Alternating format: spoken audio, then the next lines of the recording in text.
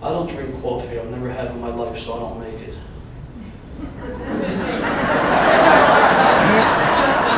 I don't smoke cigarettes. Never have in my life, so I don't empty ashtrays. I don't have to worry about that anymore. But back out and empty ashtrays. I walked into a big book meeting or stud meeting that was strictly by accident. I would leave at the break. I had something more important to do. Tradition meetings, rules. My line of work, we love to enforce them. We don't like to follow them. They're for other people. I was interested in war stories, and the moment that the speaker said something about his background that I didn't like, couldn't relate to, I didn't identify with, I immediately tuned him out. Too busy listening to the messenger, not the message. So my very first outside meeting, clear as a bell. A guy and a wife, a man and woman, they're married couple.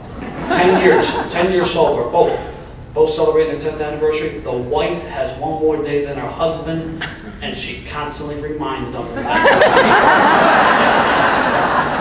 Now, I need to tell you, my neighborhood I grew up was a very blue-collar ethnic neighborhood. It's gone through a gentrification process. You know, the yuppies come in and they ruin everything. They, abandon warehouses, they turn into beautiful loft apartments. You know the stuff they do, right? It happened in AA. They say AA is a microcosm society. Well, so the neighborhood. Now, the meetings are kind of yuppies. I don't know no one in the meeting, But there's a dude from my neighborhood, his Troubles. Believe me, that's a hard-earned nickname. You get a nickname like Troubles, that's a hard-earned nickname. He was sober. I knew this guy who was in and out of jail in the 60s and 70s. I thought he was still in prison. I thought he was dead. I had not seen him in years. And here he was, sober and Alcoholics Anonymous. Because I did not believe the man and the woman who had 10 years. I said, come on. Maybe you go over to Jersey and drink and keep your Pennsylvania time. I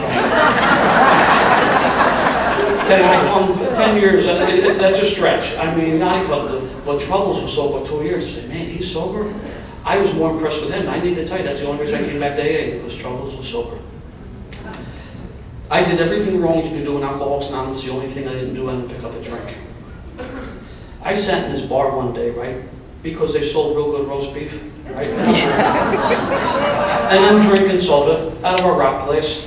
And, well, that's why I would tell you back then. But the truth was, because I was an arrogant guy and I got a lot of press, well, as you can imagine, towards the end of my drinking, I got a lot of negative press. And the reason I'm in the bar that day was, whoa, I don't know who that guy was. Mistaken identity. Not me, I'm back, things are cool. That's why I was in the bar. A couple guys from the neighborhood came in, they started breaking busting my shoes. Started getting hard way down. And it was necessary, but it was knocking me down a couple pegs. I couldn't understand where they're coming from. I could relate to that. So, but unfortunately, the one dude got a little too close to me, and I stood up and I punched him in the face with the rock glass, and I dropped him. I opened him up, he bled like a pig.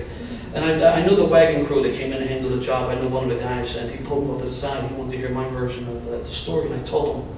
And I can still picture the look of disgust in his eyes. And he looked at me, he said, get the hell out of here. I could have got pinched, that would have been a serious job, but and I got out of there. And that's where I learned my lessons about people, places, and things. And I have since found a place that sells real good roast beef without being that type of environment, but that's how nonsense was, I celebrated my first anniversary and it was amazing. I got done speaking because in my home group at that time that you told your story, when it was your anniversary, I got done speaking, it was amazing. Thunderous applause, the blind could see, the lame walk, it was truly miraculous.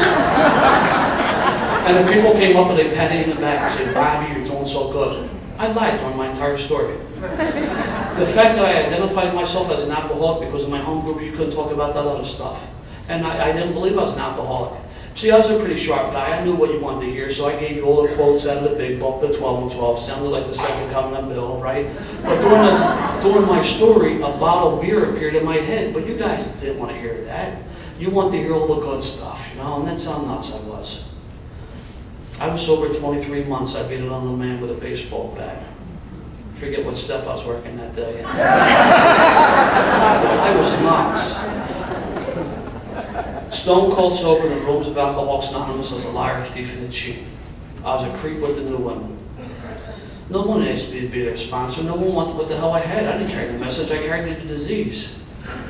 My early recovery, the first couple of years, right? I used to go to a lot of gentlemen's clubs. I drank soda. It was cool. I would get my picture taken with the entertainer, right? And come to meetings and pass the picture around to the old timers because I know they would like that. They would look at the picture, right, and look at me, and they would just shake their head. I said, please, kid, please keep coming back. I said, okay, I'll keep coming back. I was just nuts. It was crazy. You know what, back home, everyone goes to the diner. There's like a diner just on every other corner. If there's not a tap room, there's a diner, you know. And guys will come up, and after the meeting, we go to the diner. And people, you know, you would have to run me over to get out of the meeting. So I made sure that you invited me to go. They say, Bobby, we're going to the diner. You want to go? I say, nope. But God forbid you never invite me, because then I have an attitude, you know. I was just nuts, you know. I would share crazy things. Serene people scared the hell out of me. If I was in a serene meeting, a real spiritual, I'd tell you, know the worst meeting to go to? Sunday night after retreat. Worst. I'd be at the Friday night meeting, right? No one would be there. I said, man, half the crowd's going, where the hell's everyone at? Saturday night, the same thing. I said, man, where's everyone at? Sunday night. I said, oh, here they come.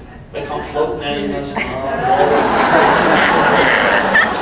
we're all in Melbourne this weekend. Here they come. And they come floating in, and that's I never left the meeting. I don't know why. That's probably the only good thing I did, you know. Not that I did much good sober, but I never left the meeting. People would come in, and they'd be elevated, and they'd be talking. It's just, I'm very uncomfortable. Well, you know, and so that's when I would get my hand up and share my insanity. Then I'd sit back and watch the show, because serene people scared me. I was just nuts. I couldn't deal with that. You know, I could never sit still. You know, they came up and they caught me, they tricked me one day. And the way you trick to a newcomer is you don't give them a chance to formulate the lie. They come up and they say, Bobby, they caught me off guard. They said, you working this weekend? I said, nope. And I knew that was the wrong answer. They said, good, because we're going on a retreat this weekend. We're going to take it with us. Now, the truth is, I'm making fun of these guys, but you know what? They were good men. They were decent men. They tolerated my nonsense. They put the hand of AA out there time and time again, and I was the nipper who slapped it away and then talked about it. I was just nuts, right? But these guys are walking the walk. So I was sober long enough in Alcoholics Anonymous to know that you couldn't get kicked out. But I was also sober long enough in Alcoholics Anonymous, and this is only my personal experience, that not everyone is always greeted as warmly as the next person, for either one reason or the other. Just my personal experience. So I couldn't tell these guys about my mom. I mean, like, what would they really think about me, you know? So we go into this retreat Friday afternoon. I'm in the back seat. I got a big guy on each side of me. It's like role reversal, because at work I drive, you're in the back seat, right? So I got a big guy on each side of me. And the closer we get to the retreat house, the bigger the knot gets in my stomach. But I can't tell these guys. But you know what? I knew that I was safe with these guys. I just couldn't get honest with them. You know, it was all me. So we get there, it's like about 4:30, 5 o'clock. They say, we want to introduce you to the retreat master. So, oh, come on, all right, let's get this over with, right? So they take me down the zone carpeted hallway. They knock on his door. Guy says, come in, I come in. He stood up, he puts his arms out. He's my disciplinarian from high school. Not only that, but he's also a long-time member of Alcoholics Anonymous. And he gives me a hug, and he wants to know what's going on, and I'm giving him the 411. You know, I'm letting him know where I'm going to meetings and stuff, right? And then he says, who's your sponsor? I says, I don't have one. Because I'm a pretty bright dude. He knew that. He knew I was a bright guy. So. He said, well, I strongly suggest you get a sponsor. So I asked my roommate to be my sponsor. God forbid should I ever be questioned again. Bobby, who's your sponsor? There he goes right there. I never talked to this guy. The only time I talked to him is when I accidentally bumped into him in the meetings. He said, Bobby, I still got that same phone number. I said, yeah, I'll give you a call. You know what? I never called him. Know what I used to do? I used to talk to people about this guy. I said, oh, you won't believe this guy. He wants me to do this. He wants me to do that. He didn't do nothing. He put the hand of AA out there. I slapped it away, and I character assassinated the guy to boot. That's how nuts I was. I told you I was goofy. My second anniversary come, I didn't celebrate it. A month after my second anniversary, I wanted to eat my gun. The same pathetic feeling I had 25 months before, but 25 months before I'm loaded with drugs and alcohol. Here I am, stone cold sober in the rooms of Alcoholics Anonymous. I want to eat my gun. Safe to assume my life was unmanageable. I hated everybody. But you know who I hated the most? I hated the new people. I know you're not supposed to say that, but that's what I did. New people are most important. I hated them the most.